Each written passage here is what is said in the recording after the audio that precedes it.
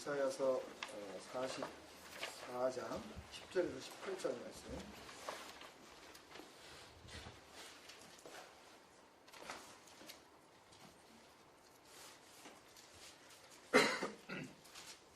이사야서 44장 10절에서 18절 말씀 우리 찾으셔서 한 목소리로 우리 같이 10절부터 18절까지 읽겠습니다. 찾으셨어요? 네, 읽습니다. 신상을 만들며 무익한 우상을 구워 만든 자가 누구냐? 보라, 그와 같은 무리들이 다 수치를 당할 것이라. 그 대상쟁이들은 사람일 뿐이라. 그들이 다 모여서서 두려워하며 함께 수치를 당할 것이라. 철공은 철로 연장을 만들고 숯불로 일하며 망치를 가지고 그것을 만들며 그의 힘센 팔로 그 일을 하나 배가 고프면 유임이 없고 물을 마시지 아니하면 피곤하니라. 목공은 줄을 들여 재고 붓으로 긋고 대패로 밀고 옥선자로 그어 사람의 아름다움을 따라 사람의 모양을 만들어 집에 두게 하며 그는 자기를 위하여 백향목을 베며 기르사 나무와 상수리 나무를 취하며 숲의 나무들 가운데에 자기를 위하여 한 나무를 정하며 나무를 심고 비를 맞고 자라기도 하느니라. 이 나무는 사람이 땔감을 삼는 것이거늘 그가 그것을 가지고 자기 몸을 덮기도 하고 불을 피워 떡을 굽기도 하고 신상을 만들어 경배하며 우상을 만들고 그 앞에 엎드리기도 하는구나. 그 중에 절반은 불에 자르고 그 절반으로는 고기를 구워 먹고 배불리며 또 몸을 덮게 하여 이르기를 아하 따뜻하다 내가 불을 보았구나 하면서 그 나머지로 신상 곧 자기의 우상을 만들고 그 앞에 엎드려 경배하며 그것에게 기도하여 이르기를 너는 나의 신이 나를 구원하라 하는도다. 그들이 알지도 못하고 깨닫지도 못하면 그들의 눈이 가려서 보지 못하며 그들의 마음이 어두워져서 깨닫지 못하느니라. 아멘. 주님께서 사랑하십니다. 같이 인사하겠습니다. 주님께서 사랑하십니다. 사랑합니다. 그 사랑으로 우리 또 사랑하고 있는 줄로 믿습니다. 지난주에 제가 연약하여 금요기도에 같이 이렇게 섬기지 못한 거 아쉽게 생각합니다. 안 하니까 굉장히 또 그리우셨죠? 네.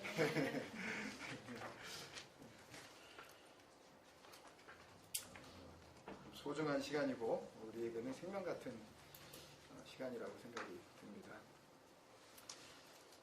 앞으로 몇 주 동안 이제 여러 가지 좀 같이 나누고 싶은 그 소제목들을 가지고 좀 이렇게 생각을 해보려고 하는데요. 오늘 나누려고 하는 그 토픽은 주제는 사전에 미리 좀 말씀을 드리면 여러분들에게 일단은 굉장한 충격이 될 거예요. 어떻게 보면 뭐 어떤 집사님이 이렇게 뭐라 그러나요? 공황 상태 뭐 이런 말씀하시고 그랬는데, 그러니까 도대체 뭐 어떻게 하란 말이냐, 도대체 이런 생각이 들 정도로 좀 이렇게 그러실 수도 있을 것 같아요. 한 가지 미리 더 말씀을 드리면 성경에 굉장히 중요한 어떤 이 단어들이 있는데, 뭐 예를 들면 하나님께서 이제 완성의 때에 요한계시록을 통하여서 이제 그 하나님의 백성들에게만 허락하시는 그 새 하늘과 새 땅, 이거를 한문으로 하면 이제 새 하늘과 새 땅, 그래서 신천지가 되죠. 굉장히 좋은 말인데 이런 일단의 무리들이 이걸 사용을 해버림으로써 그 단어를 쓰면은 제가 예를 들어서 이렇게 설교하면서 하나님께서 우리에게 신천지를 뭐 이러면서 주신다고 뭐 이러면은 여러분들 어떻게 생각하시겠어요? 저 사주받은 거 아니야? 라든지, 또는 예수님께서 맨 마지막에 이제 십자가를 지시기 전에 마가의 다락방에서 이제 모이셨거든요. 근데 이제 다락방도 이제 또 이단이 있단 말이에요. 그래서 이제 뭐 다락방, 예를 들어서 우리 가정교회 이름을 어떤 교회는 그래요. 이제 뭐 다락방 사랑의 교회인가 거기가 뭐 그렇게 하는데 다락방 모임 뭐 이렇게 한단 말이에요. 그러니까 그럼 또 이제 모르는 사람은 야, 그 교회 모임이 뭐 다락방 모임이랬는데 그거 그 이단 그 저기 유머시기 목사 거기 그쪽 연결된 거 아니야? 뭐 이러고 하여튼 또 뭐 이 가정교회라는 이름도 또 제가 뭐 찾아보니까 저쪽 그 시애틀에 있는 무슨 뭐 교회인데 거기에서 하는데 이게 또 이단적인 그런 환명이 뭐 또 일부 된 그런 게 또 있어요. 그래서 아 이건 또 이것도 쓰지 말아야 되나? 또 뭐 그런 생각도 들고 하여튼 그리고 주님께서 이제 뭐 추수할 거는 뭐 많은데 뭐 일꾼이 없다 뭐 이랬을 때 그때 필요한 게 그러면 추수꾼 아니에요. 근데 그 신천지에서 보내는 그 인간들 그 소위 그 앞잡이들 그 사람들 그 제 타이틀이 추수꾼이잖아요. 그러니까 뭐 단어를 사용하는 데 있어서 굉장히 좀 제약이 좀 있어요. 근데 이 말씀을 좀 정리를 하면서 보니까 그 소위 그 안상홍 증인회 그 안증회라고 하는 데에서 이런 비슷한 류의 어떤 그 주장들을 좀 하고 있더라고요. 근데 저는 전혀 그런 쪽하고는 아무 그 관계가 없습니다. 정말 이 말씀 안에서 우리가 진리를 깨달아야지 그 진리가 아닌 것을 가지고 그 진리를 설명하려고 하는 것들을 우리는 뛰어넘어야 된다라는 의미에서 같이 말씀을 말 그대로 이렇게 deeply thinking하고 이렇게 considering 하는 거죠. 상고한다 그랬잖아요. 요한복음 5장 29절에서 39절에서 그러니까 그렇게 하자는 의미에서 이 말씀을 나누는 거지 뭐 이걸 통해서 다른 어떤 이 복음을 전하려고 하는 게 아니라는 걸 여러분들에게 미리 좀 말씀을 드립니다. 오늘 제목이 십자가인가 기둥인가 뭐 고민을 많이 했어요. 이거 십자가인가 말뚝인가 뭐 그러려고 그러다가 십자가인가 장대인가 뭐 이렇게 하려고 그러다가 그냥 뭐 아무래도 상관은 없다. 일단 오늘 말씀을 나누면서 그러니까 성경은 우리에게 무슨 말씀을 주려고 하는지 여러분들이 어느 정도 좀 캐치를 하실 수 있을 거다라는 생각을 가지고 좀 말씀을 나눠보려고 하는데요. 이 말씀에 앞서서 우리가 이제 한 가지 좀 서론적으로 좀 생각을 해보면 일반적으로 그냥 우리 이런 교회의 어떤 활동, 이런 종교적인 어떤 이런 모임, 어떤 그런 어떤 공동체 이거를 교회 또는 뭐 기독교 이렇게 부르잖아요. 우리가 이렇게 일반적으로 생각할 때 이런 우리가 믿는 또 우리를 이렇게 다른 사람들이 지칭할 때 이 기독교의 상징이 뭐냐 그러면 뭐라고 대답을 할까요 보통? 기독교 상징 십자가 뭐 서슴없이 나오죠. 뭐 고민할 필요도 없어요. 뭐 10사람 되고서 이렇게 종에다 한번 쓰자 그래가지고 이게 그 이심전심 뭐 이런 퀴즈 대회 한번 해봐도 기독교의 교회의 상징이 뭐냐? 그럼 뭐 거의 뭐 하여튼 뭐 이상한 사람 아니고서는 거의 다 그냥 십자가로 그냥 이렇게 딱 나올걸요 답이요. 근데 그런 대답을 하는데 근데 예를 들면 이제 한국에서도 그렇지만 이제 우리처럼 해외에 나와서 이제 살게 되고 또 우리에겐 여기가 이제 아무리 오래 살아도 외국이 되잖아요. 그러니까 외국에서 신앙생활하게 됐을 때 우리가 그 맞닥뜨리는 그 굉장히 중요한 문제가 한국에서부터 신앙생활을 계속 해왔던 분들은 이제 교회 선택 이게 굉장히 그 중요한 부분이잖아요. 그래서 어떤 면으로 보면 이렇게 먹고 사는 문제, 그러니까 비즈니스를 뭐 할까라는 그런 문제보다도 어떤 분들에게는 교회의 선택이 훨씬 더 그죠? 중요하고 그것이 어떤 면으로는 먼저 좀 이렇게 정리가 돼야 될 정도로 굉장히 중요한 부분이잖아요. 근데 그럴 때 해외에 나와서 이제 교회를 선택해야 될 때 나름대로들 다 각자 이제 기준들이 있는 것 같아요. 근데 뭐 예를 들면 이제 처음에 이제 그 교회를 갔는데 보통 뭐 일반적으로 개신교 교회들이 다 뭐 그렇듯이 보통 이제 경배 찬양 시간이 있죠. 근데 뭐 인도자도 그렇고 뭐 싱어들도 그렇고 막 이렇게 막 너무 이렇게 좋은 모습 그리고 막 뭐 찬양하는데 뭐 몇 사람은 또 막 눈물을 흘리고 막 이렇게 그러면 괜찮은데 여기? 그래서 일단 찬양이 좋다. 내가 찬양을 좋아하면 그리고 갔는데 그냥 뭐 끝나고 나서 그냥 이렇게 뭐 지들끼리 밥 먹고 나는 도대체 어떻게 먹어야 되는지 뭐 이렇게 막 붐비고 막 그러는데 그런데 누군가가 와가지고 막 친절하게 혹시 뭐 오늘 처음 오셨어요? 막 그러면서 막 막 밥 타다 주고 막 옆에 앉아가지고 뭐 확 관심 가져주고 뭐 이름이 뭐냐, 애들 뭐 몇 살이냐 그러고 뭐 언제 오셨어요? 이러고 뭐 필요한 거 없어요? 이러고 막 그러면은 교회가 뭐가 있다고 사랑이 있다 그러잖아요. 그걸 이제 우리는 그게 안 되면 교회가 이거 집에 돌아오면 차 속에서 말은 안 해도 교회 이거 문제 있어요. 사랑이 없어. 생각한다든지. 나중에 또 뭐 그런 게 이제 걸리지 않으면 갔는데 아주 뭐 이렇게 카리스마틱하게 이렇게 막 담임 목사인지 하여튼 뭐 설교하는 사람이 설교를 아주 뭐 열정적으로 해요. 설교 좀 괜찮은데? 근데 이제 뭔가 이렇게 그런 기준들이 있다는 얘기죠. 그래서 다음 주에 한번 더 오고 싶은 그런 생각이 이제 그런 선호도가 있게 마련이죠. 근데 조금 더 이제 민감한 분들 같은 경우에는 뭐 예를 들면 예배 이렇게 우리는 지금 아마 뭐 이런 교회도 별로 없을 거예요. 아마 온 세상에 그냥 웹 주고 이래가지고 그냥 뭐 40만 원 뭐 카페에서 보세요 뭐 이러고 뭐 종이 하나 프린트 안 하고 그냥 맨입에 이렇게 예배 드리고 막 이런 교회 별로 뭐 쉽지 않을 거예요. 뭐 사람들이 따지고 주보 있어야 될 거 아니냐 뭐 이러는데 보통 이 주보를 이제 딱 보면 뭐 교회 이제 주일 예배를 시작하면서 보통 뭘 해야 돼요? 같이 외워야 되는 게 있잖아요, 보통. 사도신경이고 외워야 되는데 사도신경 안 외우네. 좀 이상한데? 근데 주보를 딱 봤더니 새벽 기도도 없네, 이게. 그죠? 뭐 이제 그렇게 된다든지. 또 목사가 이렇게 설교를 하는데 뭐 예수님에 대한 얘기는 별로 안 하고 뭐 엉뚱한 얘기를 해. 그리고 뭐 십자가를 좀 강조해야 된다고 나는 분명히 알고 있는데 설교 중에 한 번도 십자가 얘기는 안 나오네. 아까 기독교의 상징이 다 이구동성으로 십자가라 그러셨잖아요. 그러면 이제 왜냐하면은 이민을 왔으니까, 그러니까 이제 모르는 땅에 이제 왔으니까, 예를 들면 뭐 이렇게 뭐 시드니 살다가 멜번에 온다든지 뭐 이런 식으로 우리가 모르니까 도대체 누가 누군지, 그 교회가 뭐 어떤 건지 아니면 그 목사가 뭐 어떤 뭐 신학 배경이 있는 건지 뭐 성품이 어떤지 모르니까 우리가, 그러니까 그런 걸 우리는 평가를 해야 되잖아요. 다 그렇게 평가를 해서 교회 잠깐 다녔잖아요, 거기. 그런 식으로 하여튼 몇 년씩이라도. 그러니까 이제 그런 정보가 없으니까 이제 그런 것들을 가지고 판단을 한단 말이죠.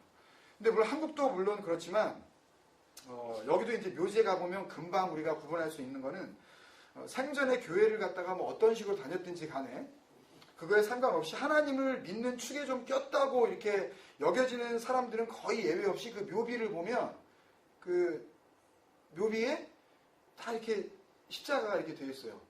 저희 할아버지 그 묘비에 가봐도 이렇게 빨간색으로 이렇게 팍 파가지고 성도 뭐 이렇게, 우리 할아버지가 성도였는지 아니었는지 전 잘 모르겠어요. 하여튼 뭐 그 인생을 제가 다 정확히는 몰라도 성도 맞나? 뭐 또 이게 공개적으로 이게 비교에 담기면 이제 나중에 우리 가족들도 볼 텐데.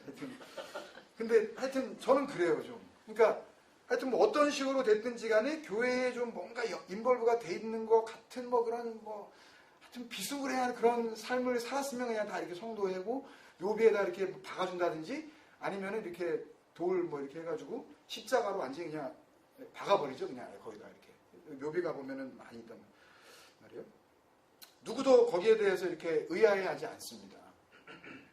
그러니까 왜 묘비에다가 뭐 교회의 왜 상징이 십자가고 또 왜 이렇게 목사가 설교할 때 십자가에 대해서 좀 강조를 하고 뭐 이래야 되는지 별로 그냥 궁금해하지도 않고 그냥 뭐 묘비로 보면 어차피 이제 그분은 고인이 되셨으니까 그분하고 사실 그 표식하고는 이미 상관이 없는 거 아니에요, 그죠?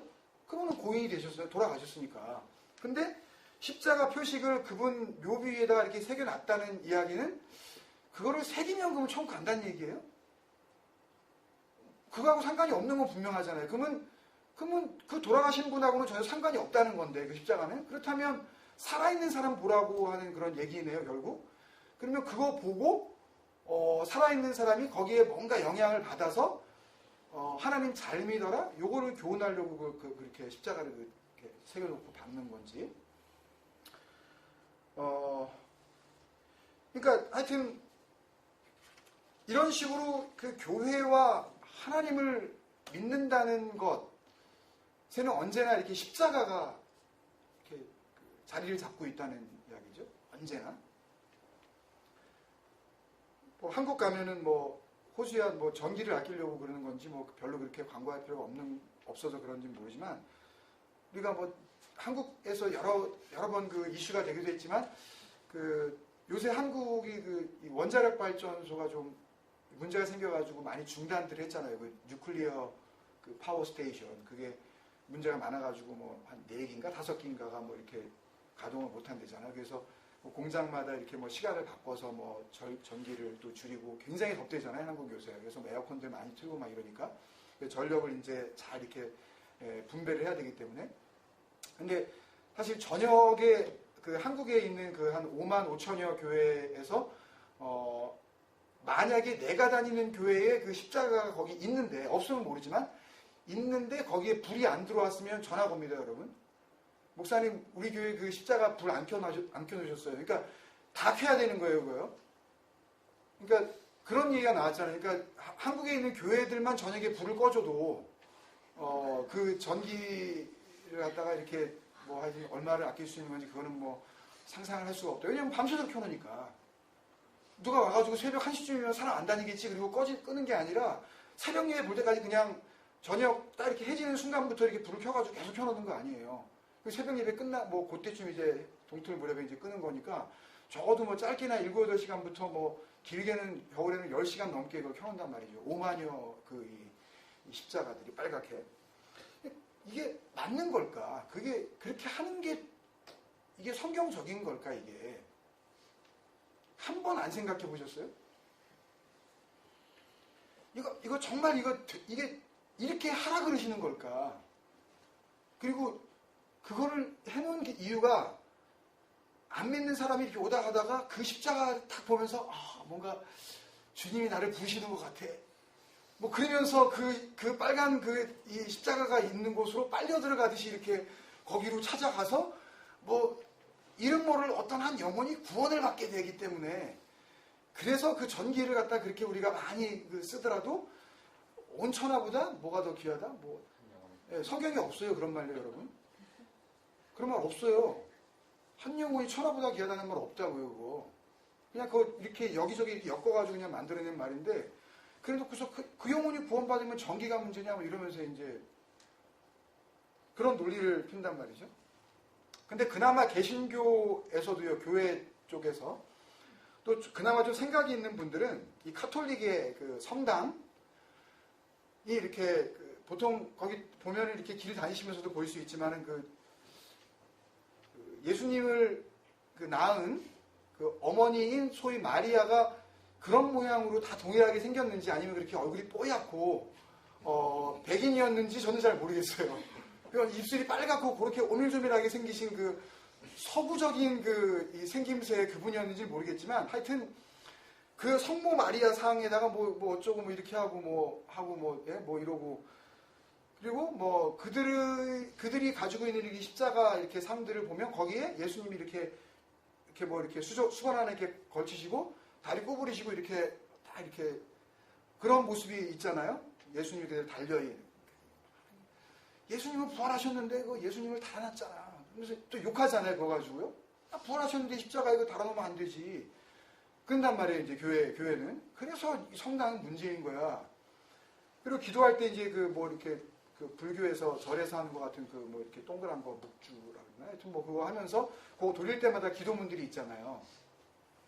그러니까 이런 걸 보고 그나마 좀 생각 있는 개신교 목사들이 그래서 카톨릭이 문제가 있다. 그리고 이단이고 이거는 기독교하고 상관없는 이방 종교다. 이렇게 이야기를 한단 말이에요. 우상 숭배에 잔재가 남아있다. 이렇게 비판을 한단 말이죠. 그러니까 그런 거를 형상화시키면 안 된다. 하나님께서 하늘에 있는 것이나 땅에 있는 것이나 그 어떤 것도 형상화시키지 말라 그랬다. 그래서 이제 문자 그대로 해석을 해서 그렇게 형상화시켰기 때문에 그들은 문제다라고 이제 지적을 한단 말이죠. 그러면 그렇게 비판하는 자기들의 그 십자가 배지는 여기. 그럼 예수님만 내리면 그러면 그거 내리면 그 형상은 괜찮은 거고. 도대체 누가 그렇게 그건 괜찮다 그런다는 거예요, 이걸로? 그러니까 교회의 십자가 형상은 부활해 버리셔서 주인이 없는 그래서 텅 비어버린 그 십자가 형상은 카톨릭의 그것들과는 정말 다른 걸까요? 그리고 그렇게 텅 빈 십자가는 성경이 지지하고 그 십자가를 지셨던 예수님이 개런티 하시는 진리와 구원의 아이콘 정말 맞을까요, 여러분? 그 십자가를 보면서 가슴이 뭉클해지면서 고난받으신 주님을 생각하며 눈물이 핑 도는 거, 그거를 정말 주님께서 원하실까요? 지금 이 순간에? 없는 것보단 낫잖아. 참 그 험한 인생 살아가고 참 못된 인생 살아가는 인간들이 그 십자가 보고서 마음이 좀 찡하게 된다는데 뭘 그걸 가지고 또 저 목사는 또 그 딴지를 걸려고 저 서론을 저렇게 얘기하는 거야. 이렇게 또 생각할 수 있을 거 아니에요. 누군가가 이걸 또 들으면. 또 쓸데없는 얘기하고 있거나 그러고 다 돌려버릴 거예요, 아마. 그러니까 이런 모든 일들이 신앙적으로나 또 신학적으로나 성경적으로나 그 십자가를 이렇게 우리가 교회의 상징으로 그것을 통해서 우리의 뭔가 그 이 구원과 이 진리와 이 신앙과 정말 아주 중요한 어떤 그런 이 콘택 포인트로 그렇게 삼는 데에 문제가 없으려면 정말 중요한 사실 한 가지는 뭐여야 돼요? 정말 중요한 사실 한 가지는 뭐여야 돼요?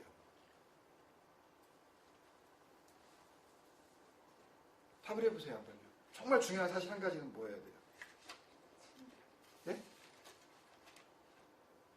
이게 정말 성경적으로나 신앙적으로나 신학적으로나 그렇게 십자가 그게 무슨 문제가 있어? 라고 이렇게 누군가가 우리에게 만약에 반론을 저에게 지금 이 순간까지는 만약에 그러려면 그게 문제가 없으려면 적어도 정말 중요한 사실 한 가지는 뭐여야 되냐고요. 예수님께서 반드시 십자가에서 죽었어야 되죠? 아니 생각을 해보세요. 야, 십자가 아니어도 괜찮아. 그냥 십자가로 해 그냥. 이게 무슨 진리의 종교냐고요. 아니 십자가로 해지니까 그냥 좋은 게 좋은 거 아니야? 뭐 알 수 없는 거고 야 그냥 십자가 그냥 야 표식도 괜찮고 고난의 상징이기도 하고 뭐 노크로스 노크라운 뭐 이런 말도 있고 뭐 좋잖아 그냥 야 괜히 뭐 딴소리 하지 말고 그냥 해. 아니 이게 무슨 진리의 종교냐고요. 만약에 그렇다면 분명한 에비던스가 있어야 될 거 아니에요. 예수님께서 분명히 십자가에 죽었어야 될 거 아니에요. 딱 그 모양 그대로 우리가 이렇게 붙들고 있는.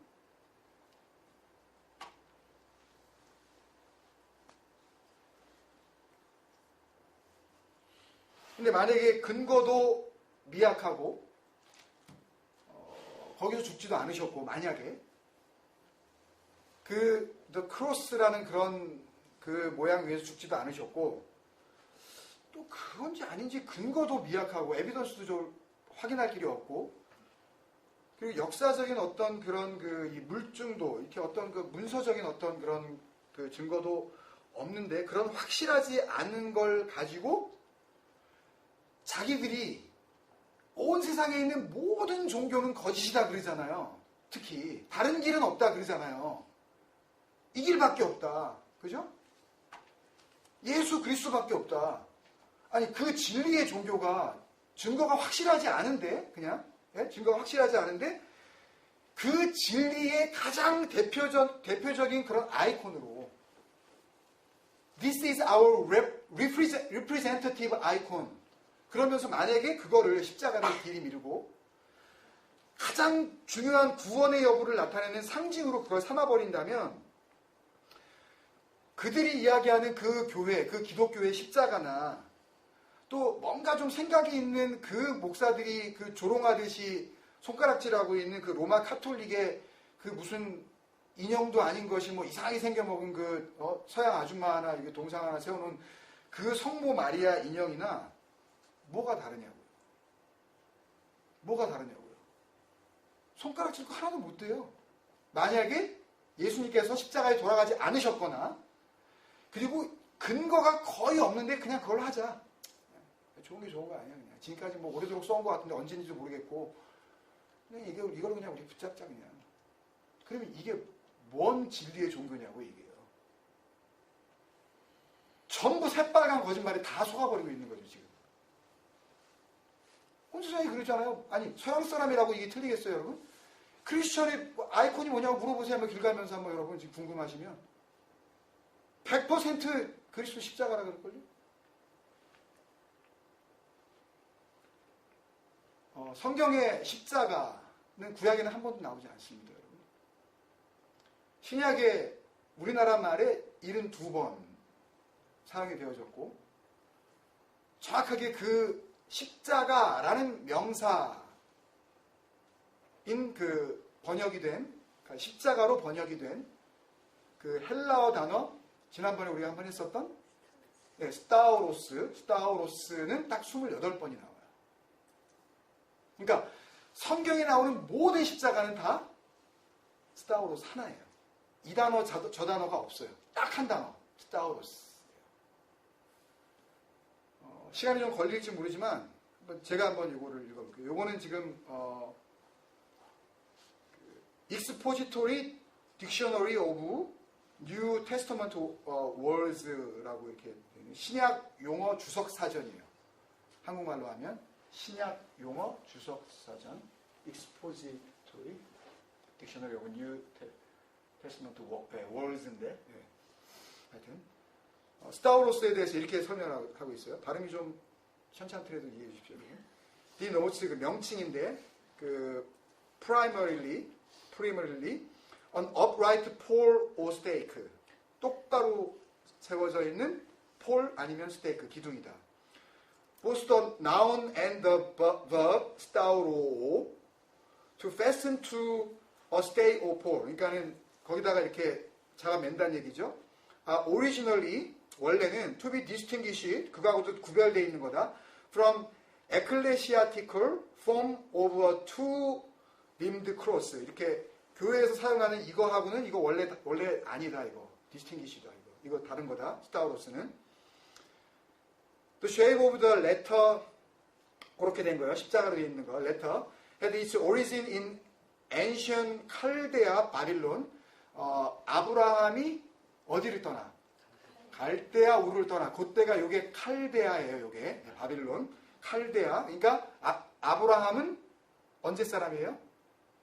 대략 BC 2000년경의 사람입니다. 2000년에서 1875년경까지 살았다고 봐요. 그러니까 십자가가 예수님이 지시기 이전에 벌써 이 소위 그 스타우로스라는 단어가 아브라함 때 이미 있었던 거예요. 아브라함 때. 그때 새로 생긴 게 아니라 뭔지 보자고요. 그러니까 and was used as the symbol of the small letter God, 탐무스예요. 그 예레미야서 7장이었던가요? 여인들이 탐무스를 위하여 애곡하며 뭐 이런 그 내용들이 나와요. 그 이 바벨론의 태양신의 아들 이름이 탐무스예요. 결국 태양신이에요. 탐무스는 참고로 12월 25일이 탐무스의 탄일입니다. 그냥 옛날에 한번 설교 때 한번 말씀드린 적이 있지만 그냥 그날을 예수 탄일로 해버리자. 그래서 12월 25일이 된 거예요. 얼마나 가증스러운 날이에요. 쉽게 얘기하면 정말 진리이신 그분 앞에서 토해버리고 싶은 날이에요. 정말 저는 정말 성령의 검이 나에게 주어진다면 할 수만 있다면 다 베버리고 싶어요. 그냥 그거를 예수 날이라고 그렇게 기념을 하고 막 그걸 막 혼잡하게 해놓은 그 인간들, 그리고 그걸 기념한다고 하면서 하는 그 모든 그 설교자들. 탐무스, being in the shape of the mystic Tau, the initial of his name, 거기에서 T자가 나온 거예요. By the middle of the third century AD, 즉 3세기 중엽에 the church said either departed from, 뭔가 어디서부터 떠나버렸어요. 어디에서? certain doctrines, 어떤 그 교리에서 of the Christian faith, 그리스도인들의 진짜 믿음에서 뭔가 그 교리에서 떠나서 거기에서 분리가 되어졌는데, 왜냐하면 왜 그랬냐면 in order to increase the prestige of the apostate. apostate는 변절자들, 배교자, 배신자라는 뜻이죠. 그러니까 ecclesiastical system에서 이제 배신자들이 나타났는데, 그 페이간스. 그래서 이 페이간스들 were received into the churches apart. 그러니까 처치에서 받아들이는데 어떻게 받아들이냐면 상관없이 apart from regeneration by faith. 그들이 이방 종교에서 가지고 있었던 그 신앙 말고 이 예수 그리스도를 믿는 이 신앙으로 regeneration. 이거 갖다가 확인을 해야, 재생산을 해내야 되는데 그거 없이. 그러니까 너 정말 구원 받았어 안 받았어 이런 거 확인할 필요도 없이 그냥 너 예수 믿을래? 그래 들어와. 이거 다 들어와 하게 만들려고 이거 다 그냥 좋은 게 좋은 거야. 이거 다 싸잡아 버리자 그냥 이거. 교회에 인간 많이 나오면 좋은 거 아니야? 이게 부흥이야. 그때부터 썩어 들어간 거라고요. 교회는요. 그러니까 밀라노 칙령 서기 313년에 콘스탄티누스가 뭐 예수 잘 믿어가지고 그 사람이 국교로 만든 게 아니에요. 역사적으로 국교도 아니었어요. 그 역사서를 뒤져보면요. 여러 종교 가운데 그냥 하나로 종교의 자유를 줘버리자 그냥. 야, 마지막까지 그 사람 예수 안 믿었다니까요. 콘스탄틴은. 전부 우리 가짜 역사 알고 있는 거예요. And were permitted largely to retain their pagan signs and symbols. 그들이 가지고 있었던 그 사인, 그 심볼 그거 그냥 이렇게 유지해 그냥 너네. 그 유지하는 그 유지의 그게 뭐예요? T자잖아요. 네? 그래서 hence the tau ot 요걸 갖다 어떻게 했냐면 in its most frequent form 그들의 그 자주 쓰는 요 폼을 with the cross piece lower 요 크로스 되는 거 갖다가 살짝 내렸다고요. 제가 만든 거 아니에요, 여러분? 사전에 그대로 고백하고 있는 거라고 얘기해요. was adopted. 어디에서부터? 그 탐무스, 그 태양신 섬기는 거에서 이거 받아들인 거라니까요. T자를. 여기 십자가 모양을요. 한국말로 다시 한번 읽어드릴게요. 그 중간에서부터. 두 개의 막대기로 된 십자가 모양은 고대 칼데아에서 기원한 것이며 그 나라와 이집트를 포함한 인접국가에서 탐무스 신의 상징으로 사용되었다. 주 3세기 중엽의 여러 교회는 그리스도교 신앙의 어떤 교리를 버렸거나 곡해하였다. 배도한 교회 제도의 위신을 증가시키기 위하여 이교도들을 믿음의 갱신 없이도 교회에 받아들였으며 이교도들의 표시와 상징물들을 대부분 그대로 retain, 유지하게 하였다.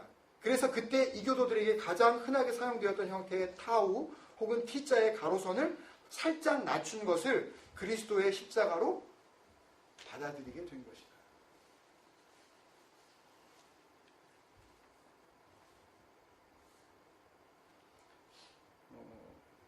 이 부분에 대해서 그냥 사전적인 것만 이렇게 우리가 봤는데요. 사실은 혼자서 고민 많이 했었습니다. 여러 해 동안. 마음 같아서는 고민하고 연구하고 은혜 받았고 깨달았었던 것을 적어도 한 5번, 6번 정도에 걸쳐서 좀 나눠드리고 싶지만 그렇게 하지 않아도 제 마음이나 여러분들의 마음이 이미 그 진리로 저는 기경이 돼 있을 거라고 그냥 믿어요. 그런 믿음을 주셨어요.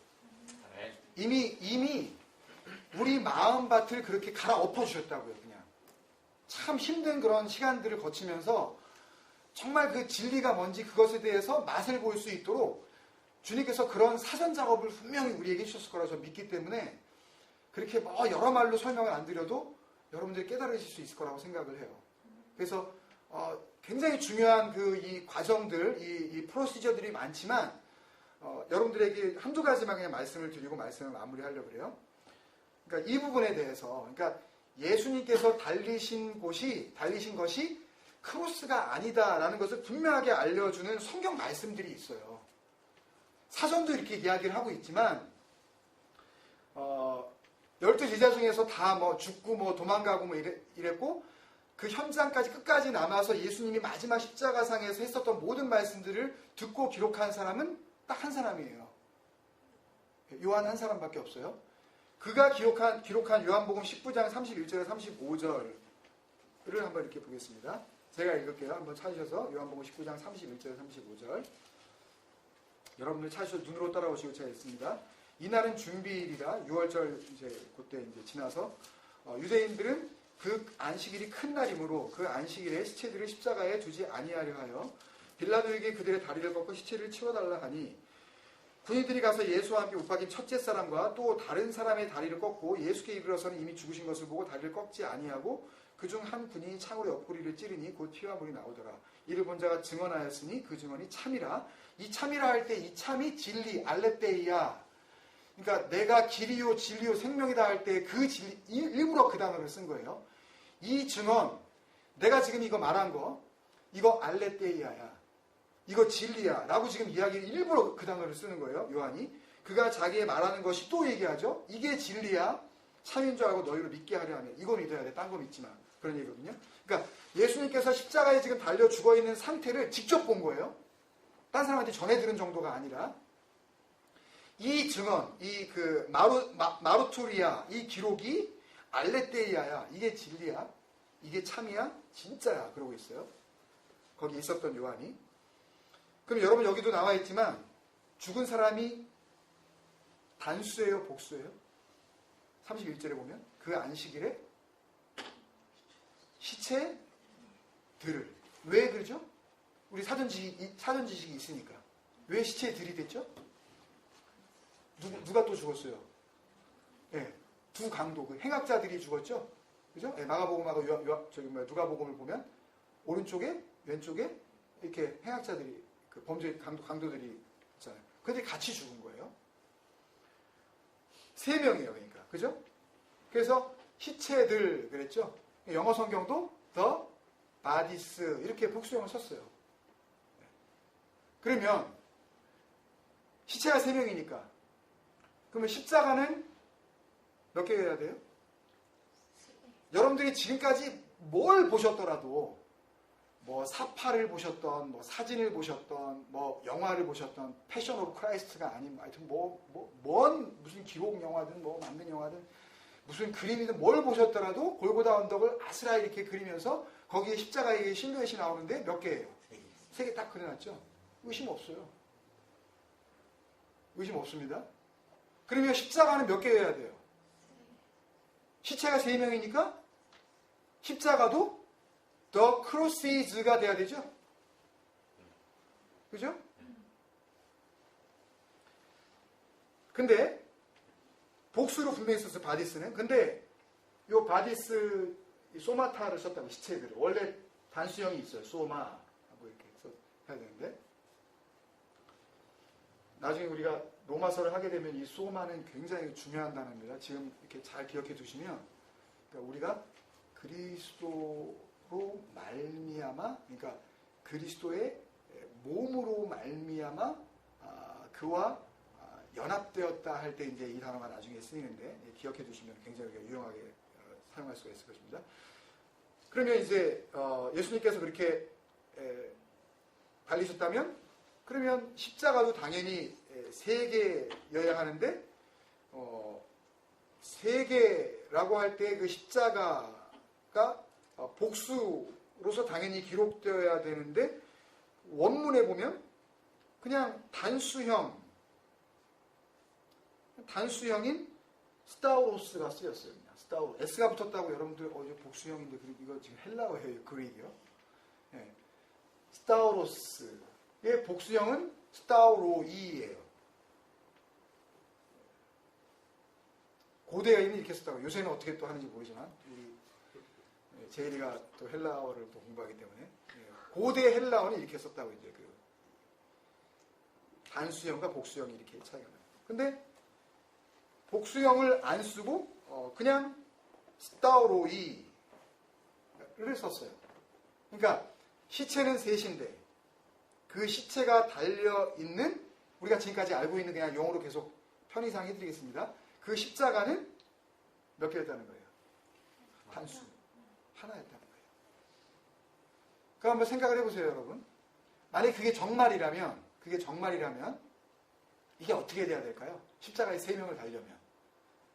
그 십자가에 일단은 그 지름이, 영어로 뭐라 그러지? 이게 하여튼 이 지름이, 십자가 굉장히 뚱뚱한 십자가여야 되겠죠? 성인 3사람을 매달아 박아야 되니까. 그죠? 왜냐하면 예수님 있고 오른쪽 왼쪽에 다 달려 그러면 어차피 이렇게 둥그렇게 돌아가니까 여기에 만약에 큰 이런 나무가 뭐 어디 우리 단드는 가면 큰 나무, 그럴 수 있잖아요. 십자가를 되게 뚱뚱한 거 한번 생각해 보세요. 십자가 뚱뚱한 거 이렇게. 거기 하나 예수님 이렇게 하고, 그리고 저게 또 이렇게 해가지고 하고. 근데 그렇게 되면 예수님은 정면에서 보면 이렇게 했는데 그러면 십자가가 다 되려고 그러면은 거기다 각각 오른쪽 왼쪽에다가도 다 이 가로지르는 나무 또 박아야 되잖아요. 굉장히 웃기는 그런 모습들이 지금 벌어지죠. 아니 나무에다 다른데 굳이 이거는 왜 한 나무에 다른데 이건 그럼 왜 지나가야 돼 십자가는? 그럼 예수님은 십자가에 달리고 이렇게 모양으로 달리고 요 뒤에 있는 사람들은 그러면 그냥 기둥에다 박았나? 그냥 뚱뚱한 거에다가? 아니면 이렇게 생각할 수가 있어요. 그러면 나무에다가 왜 그러냐면 베드로전서 2장 24절에 보면요. 여기 기록 안 했는데 베드로전서 2장 24절과 사도행전 13장 29절에 보면 사도 베드로와 사도 바울이 이런 말을 해요. 이상한 말을 합니다. 베드로전서 2장 24절에 신이 나무에 달려 그 몸으로 우리 죄를 담당하셨으니 나중에 기회가 되면 요거를 알려드릴 테지만 요 나무라고 쓰여진 이 크실론이라는 그 헬라어 단어는요. 원래 보통 이 굉장히 큰 이 올리브 나무를 의미해요. 감람나무. 그러니까 예수님께서 거기에 달렸다는 거예요, 지금. 이거는 근데 우리가 간과하고 가볍게 보고 넘어갔어요. 아, 이 나무가 그냥 그 십자가를 그거 하는 거겠지. 그렇게 생각을 하고.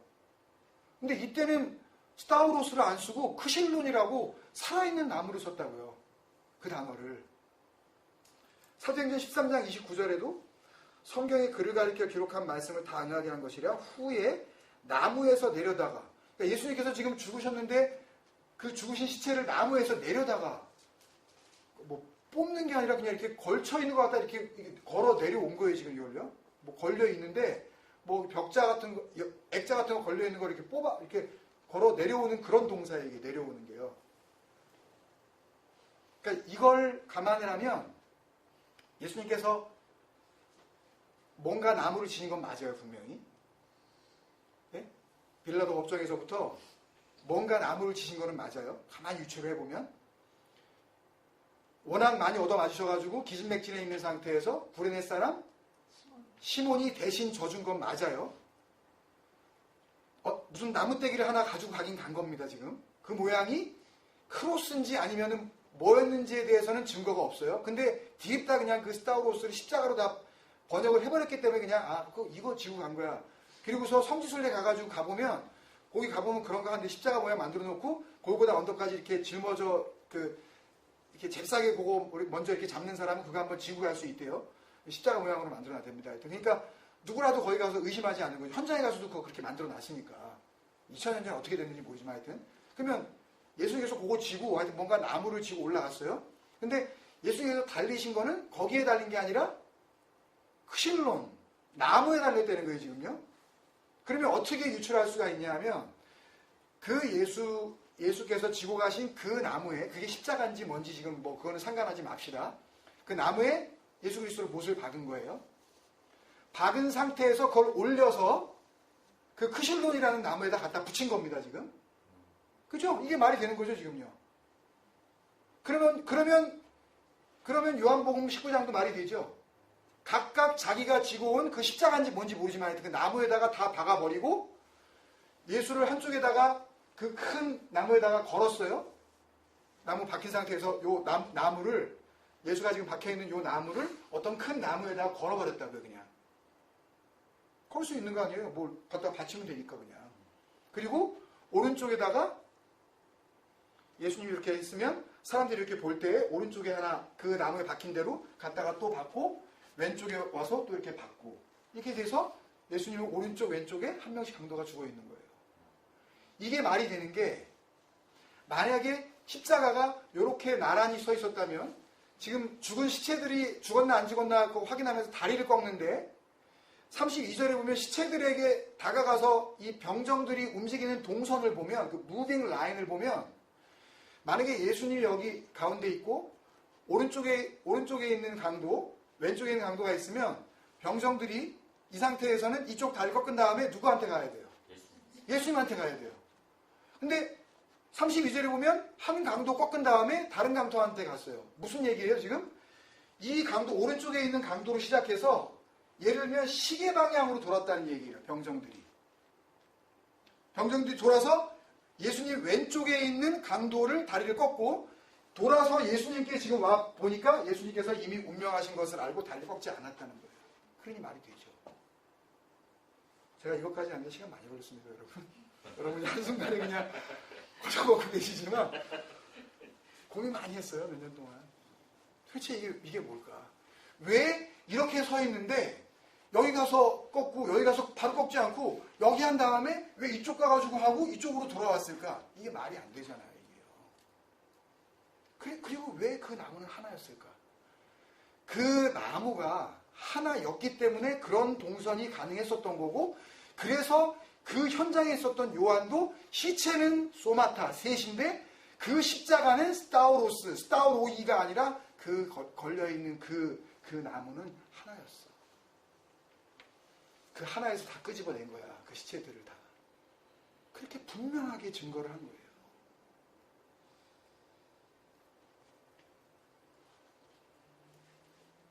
이게 사실이었음을, 그러니까 예수님께서 그런 모양의 형태에 달리지 않았다는 것을 한 번 더 증명해주는 단어가 그 32절에 예수와 함께 못 박힌이라는 헬라어 단어가 쉰스타우로예요. 쉰스타우로. 스타우로, 쉰 그러면은 연합 이런 뜻이거든요. 그래서 사전을 찾아보면 연합되어 달리다, 같은 나무에 달리다 이게 되는 거예요.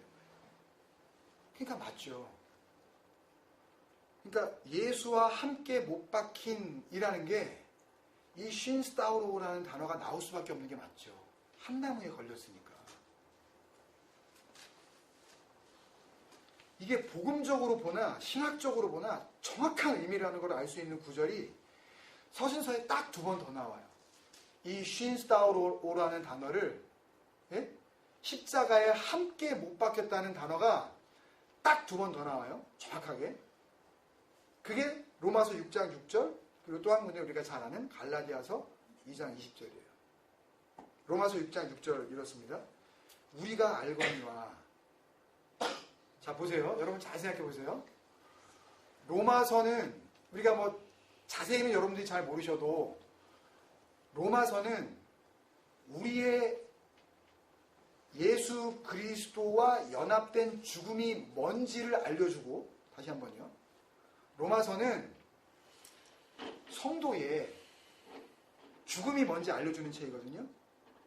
하나님이 기뻐하시는 성도의 죽음이 뭔지를 알려주는 책이라고요. 이렇게 죽어야 되는 거야. 이렇게 죽어야 부활할 수 있는 거야. 라고 알려주는 책이란 말이에요, 로마서가요.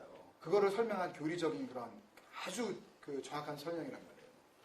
근데 로마서의 이야기는 그러니까 결국 우리가 그리스도와 함께 십자가에 못 박혔다는 것을 이야기하는 책이에요.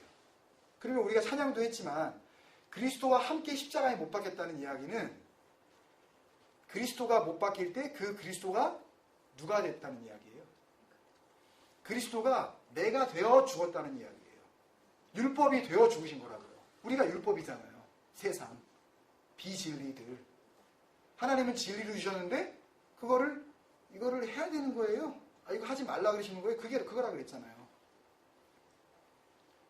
그러니까 예수님께서 죽으셨다는 이야기는 예수님이 죽으셨다는 말이기도 하지만 그것은 구원으로 보면 예수님이 내가 되어 죽으셨다는 말이에요. 그러면 그때 예수님께서 달리셨을 때 그 달려 죽으신 그 죽으심이 곧 나의 죽음이라는 의미란 말이에요. 그게 쉰스타우로예요. 그러니까 예수님 따로 여기 죽고 내가 오른쪽에 있는 강도처럼 십자가 또 하나 이렇게 있고 그 다음에 또 뭐 김병희 사님 것도 그쪽에 하나 있고 그래가지고 뭐 예수 믿는 사람들이 뭐 몇 원병이다 그러면은 그냥 십자가가 몇 개가 쫙 세워지는 거죠. 이런 게 아니라고요. 십자가는 하나면 되는 거예요. 이게 잘못됐냐고요. 십자가는 하나라고요. 달리신 거는 그 하나인데 주님께서 그 죄인 모두를 위하여서 그러니까 거기에 다 투영되는 거예요. 거기에 다 반영되는 거예요. 리플렉트 되는 거라고요. 그럼 십자가는 하나밖에 필요 없는 거죠. 쉰스타우로. 십자가에 못 박힌, 그러니까 로마서 6장 6절에 보면 우리가 알거니와 우리의 옛사람이 예수와 함께 십자가에 못 박힌 것은, 그러니까 예수가 내가 되어 혹은 예수, 그러니까 내가 예수가 되어 이런 의미예요. 함께 못 박혔다는 쉰스타로라는 이야기는 죄의 몸이 죽어 다시는 우리가 죄에게 종노릇 하지 아니하려 함이. 갈라디아서 2장 20절 우리가 너무너무 잘 아는 거죠. 내가 그리스도와 함께 십자가에 못 박혔나니 라는 이야기는 그때 그 죽음이 바로 나의 죽음이에요 라는 걸 갖다가 내가 이제 알았다는 거 아니에요. 그죠? 그 십자가는 내 십자가란 말이에요. 그런즉 이제는 내가 사는 것이 아니요 오직 내 안에 그리스도에게 사시는 것이라. 이제 내가 육체 가운데 사는 것은 나를 사랑하사 나를 위하여 자기 자신을 버리신 하나님의 아들을 믿는 믿음 안에서 사는 것이다. 그러니까 이미 말씀드린 것처럼 십자가로 번역된 신약 성경의 모든 단어는 전부 스타우로스예요. 전부 스타우로스예요. 맞아요. 근데 사전을 한 번만 더 찾아보면 우리가 3주 전에 배웠었던 그 스타우로스의 어원이 히스템이라고 같이 나눴었는데 그 의미는 투 크로스라는 의미는 아예 없어요. 가로지르다라든지 이런 의미는 아예 없어요. 그거는요 정말 신학교 1학년만 다녀도 그냥 다 아는 이야기예요. 만약에 그런 의미도 있어요 라고 하는 만약에 그런 신학생이나 만약에 그런 언어를 공부한 사람이 있으면요 그 사람은 정말 나쁜 사람이에요. 그런 의미 없어요. 히스테미라는 그 원어상에 그러니까 스타우로스를 만드는 그 원어상에 그 어원에 그 오리지네이션에 크로스라는 의미가 없다니까. 그냥 to stand 똑바로 세우다, to covenant 약속하다, to establish 확증하다. 하나님께서 자기 사랑을 그게 십자가란 말이에요. 근데 거기에는 십자가란 말이 없다니까요. 거기에는 그런 십자가라는 그런 의미가 안 들어있어요. 히스테미 똑바로 세우다. 내가 너희들을 똑바로 세워줄게. 너희들은 세상을 향해서 다 엎어져 있는데 이걸 내가 진리로 바로 세워줄게. 그런 의미란 말이에요. 이건요. 내가 약속했잖아. 내가 전부터 약속을 했고 그 약속 그대로 지금 내가 여기서 이루어내잖아. 그게 더 투 코버넌트 아니에요. 그런 의미란 말이에요. 근데 그거 갖다가 굳이 크로스라고 왜 이걸 갖다 자꾸 근거 없는 걸 자꾸 몰아가냐는 이야기죠. 그래서 십자가라는 번역은 아까 말씀드린 대로 AD 3세기경 언젠가부터 그런 가짜 부흥에 갈급했었던 이런 거짓된 종교 지도자들이 어느 순간 성경 번역의 역사 속에 그냥 좋은 게 좋은 거지 하면서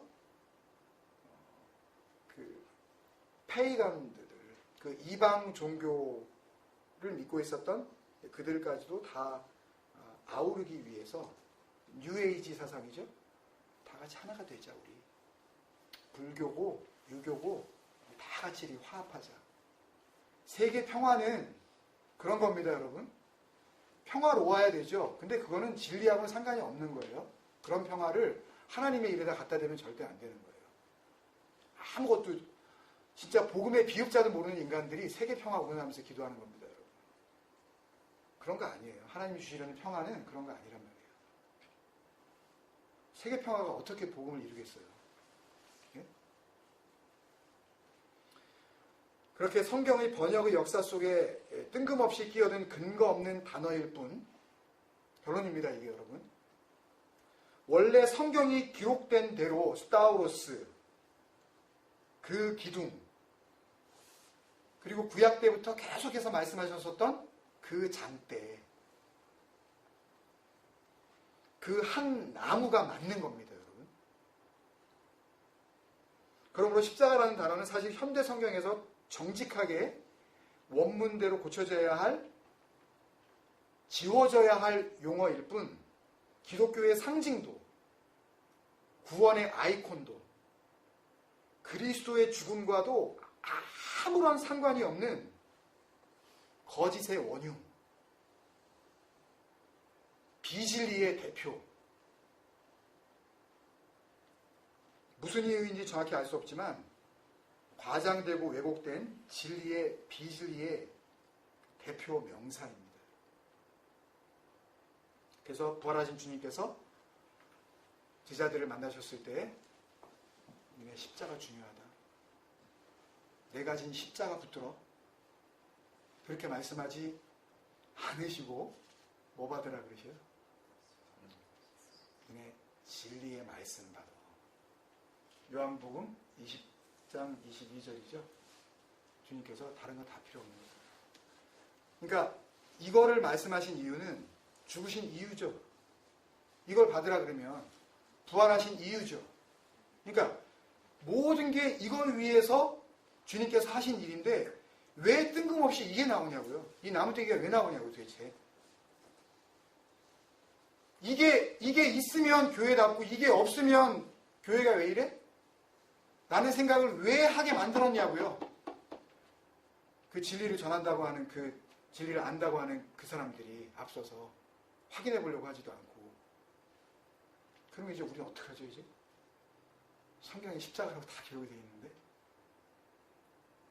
우리는 알면 되는 거예요. 진리가 뭔지 정말 알면 되는 거예요. 거기에 그 비진리에 우리의 마음을 뺏기지 않으시면 되는 겁니다. 아무 쓸모도 없는 이사야 44장에서 아까 우리 읽은 대로 철공이 해가지고 뭐 하지만 불 켜고 뭐 해가지고 뭐 쇠도 녹이고 하지만 배고프면은 아무 일도 못한다 그러잖아요. 목공이 한 나무 가지고 불 때 가지고 뭐 바베큐도 하고 뭐 이렇게 먹고 하고 그러는데 그러고서 뭐 따숩네 그러면서 그 불을 갖다 그렇게 다 그냥 태워버리더니 또 남아있는 나무 가지고는 만들더니 그거 가지고 또 절하네. 하나님께서 뭘 말씀하시는 거예요? 그런 쓰잘데기 없는 거에 마음 뺏기지 좀 마. 그때부터 그러신 거예요. 그때부터. 그거 비진리야 그거. 그런 거 자꾸 만들려고 그러지 마. 새기려고 그러지 마. 그런 거 만들려고 그러지 마. 거기 눈길 주지도 마. 그리고서 주님께서 정말 그 죽음이 뭔지를 설명하시려고 나무에 달려 죽으셨는데 그걸 또 어떻게 또 하여튼 귀신같이 이 인간들이 비진리로 만들어가지고 십자가로 만들어서 그걸 또 섬겨버리게 만들었네? 수천 년 동안? 우리는 고치자. 우리는 거기에 매이시지 말자고요. 아무것도 아니에요. 전에도 말씀드렸지만 귀신이 나타나가지고 십자가 들이밀면 너 탐무스 섬기니? 그런다니까요. 우리 같은 저기네 그 same people이네. 그래서 야 동지야. 그러고서 더 더운 데가 귀신이요. 차라리 기둥 그 약속의 기둥 이렇게 하면서 그러면 얘가 스타우로스를 알아? 이런 데니까요. 그러면 차라리 그런 거라고요. 그 진리의 영, 그 그리스도의 말씀하신 이 푸뉴마 하기오스 호흡하시는데 그 깨끗한 호흡. 그러니까 주님께서 그 22절 앞에 보면 주님께서 숨을 내쉬시면서 주님께서 일부러 콧바람 내셨겠어요, 그거요? 뭐 지금 부활하셔가지고 힘이 빠지셔가지고 뭐 헥헥해지는 거예요, 그게요? 그거 다 보여주시는 거예요, 그냥 시청각 교제로. 이런 거야. 나한테서 나오는 호흡, 이 진리의 호흡, 이거 받아먹고 니네 살아나면 되는 거야. 니네 호흡은 다 가짜다. 니네 호흡 의지하지 마. 나하고 이 진리의 호흡 맞추자. 그게 성령 받아라. 그 진리의 영 붙잡고 그리스도의 말씀으로 그렇게 우리는 부활하는 거예요. 그게 부활이에요. 그걸 알아먹었으면 우리는 부활이에요. 아나스타시스, 스타오로스, 위로 굳게 서다. 그거예요. 그렇게 부활한 자들이 주님 앞에 섰을 때 그래 너는 정말 부활이야 라고 하시는 게 둘째 부활. 그 사람들만 살아나는 거예요, 여러분. 그거 알아먹은 사람들만. 그 진리를 마음에 품고 여러분들 요 성령 받으라고 하기 그 전에 주님께서 그러잖아요.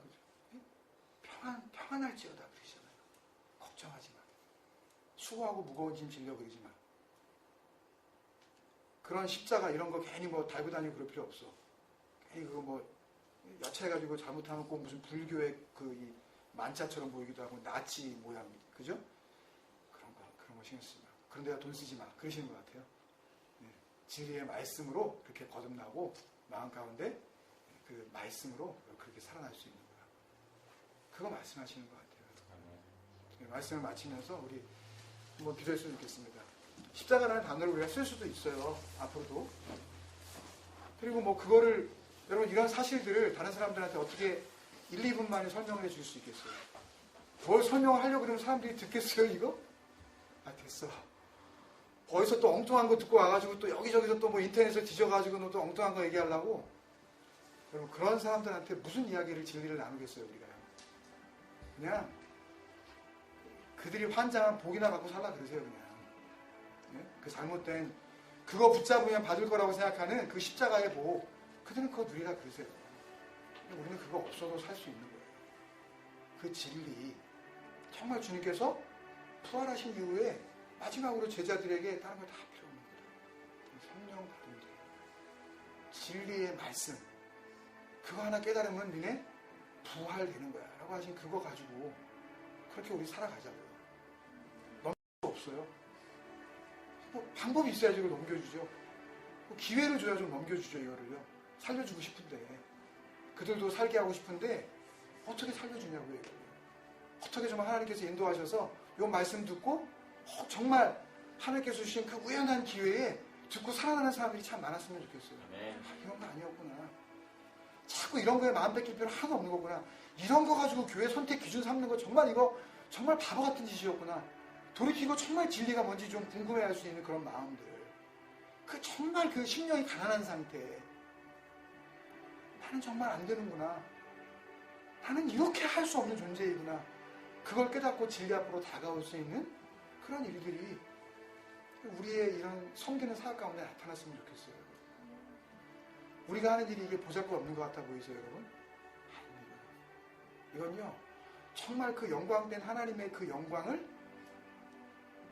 도대체 영광을 올려드릴 수 없는 아무런 능력 없는 우리들이 그냥 그대로 받아서 그 진리 그대로 품을 때에 다시 그것을 반사해낼 수 있는 그 세상의 빛. 우리는 하는 게 없어요.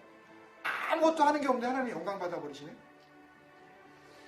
우리는 아무것도 한 일이 없는데 주님께서 내가 배고플 때 너 먹고 줬다 그러신단 말이에요.